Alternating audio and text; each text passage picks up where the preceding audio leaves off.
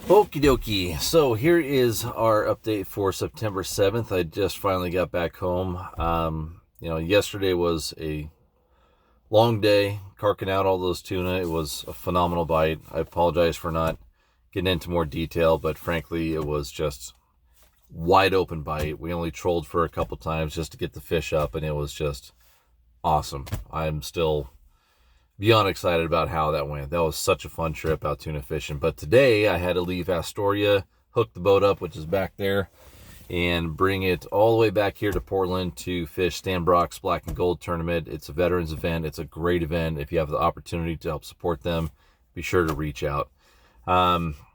So today we fished the Columbia up around I-5, and it is closed for Chinook. It became a Coho only tournament. And because of that, we changed up our tactics. Now, I would say probably 90% of the boats, there was one boat that actually drove from Portland there at the airport all the way down to Astoria to target Coho and come back. And I'll give them a lot of credit. That's a lot of effort to do that for sure. And frankly, they probably should have won just because there's more Coho down there and they had a better opportunity to catch Coho. But one thing I did notice amongst all the boats, not just fishing in the tournament, but all the other boats up there in the Portland area that were fishing, is for the most part, people were not targeting Coho. They were fishing their 360 flashers with spinners, and that will absolutely catch Coho. But because it was a tournament, we were there to catch Coho specifically because those were the only fish that counted.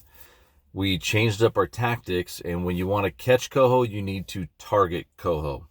And where are Coho going to be in the upper river? They're going to be shallow. They're going to be higher in the water column if you're in deep water.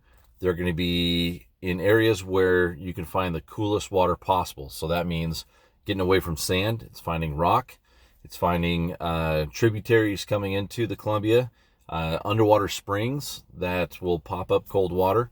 And all those things will help concentrate those fish. So today we ended up keeping 3 Coho. We let 8 Coho go, 2 steelhead, and only 1 Chinook. Only 1 Chinook. And that's because we fished in less than 10 feet of water all day long.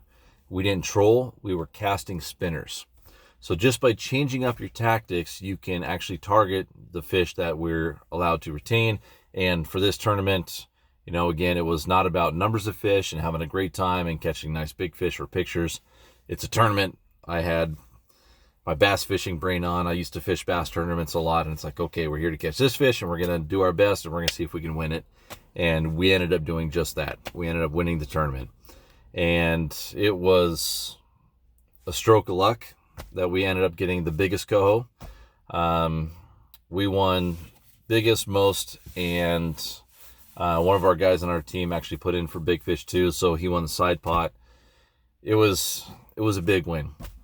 One thing that Stan does a great job of is he makes it worth everyone's while, the sponsors, the attendees, and the guides.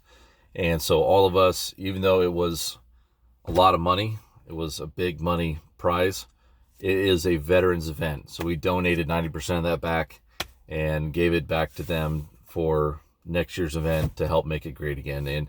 And they do. They put on an incredible event.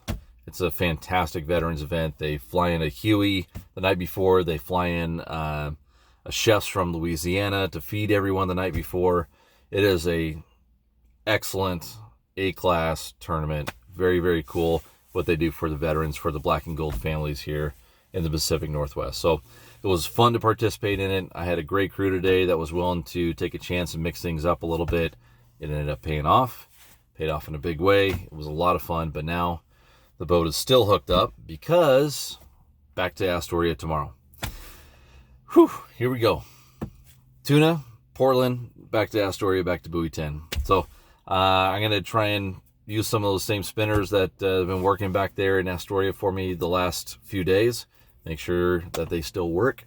But I'm most concerned about tomorrow, not necessarily the bite. There's an insane number of salmon down there in the estuary. It's a great bite. It's a great experience. It's really cool. But tomorrow it looks like, I had a guy at the tournament actually tell me, he goes, hey, did you check the weather for tomorrow? No, it's Astoria. It's going to be windy in the afternoon and marine layer in the morning and hot midday till the tide changes, and then you're going to get beat up by the wind. It's Astoria. No, tomorrow it's supposed to be southwest wind 10 to 15 all morning, and then half to 3/4 of an inch of rain. New challenge. So that means it's going to cut the river in half, because trying to fish over on the Washington side can be a little bit tough with that southwest wind.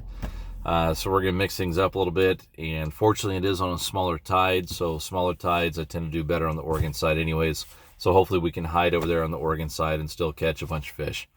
We'll see. But that is our update for today. If you are wanting to target coho up here in the upper river, not down there in Astoria, so Bonneville to Warrior Rock area, they are here. You can catch them, but you just need to be a little bit smarter and target those fish specifically. So change up your tactics, go shallow, look for cooler water, fish hard structure instead of that sand bottom, and try some different techniques instead of just going to the old go-to, trolling around a 360 flasher with a spinner behind it. You're going to catch a lot of fish if you do that. I know guys who got 15, 20 Chinook today. That's awesome.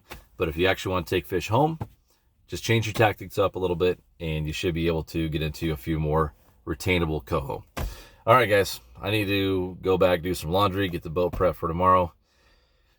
Whew, busy season, but I'll have plenty of time to do absolutely nothing in November, December. All right, we'll see you guys tomorrow. Later.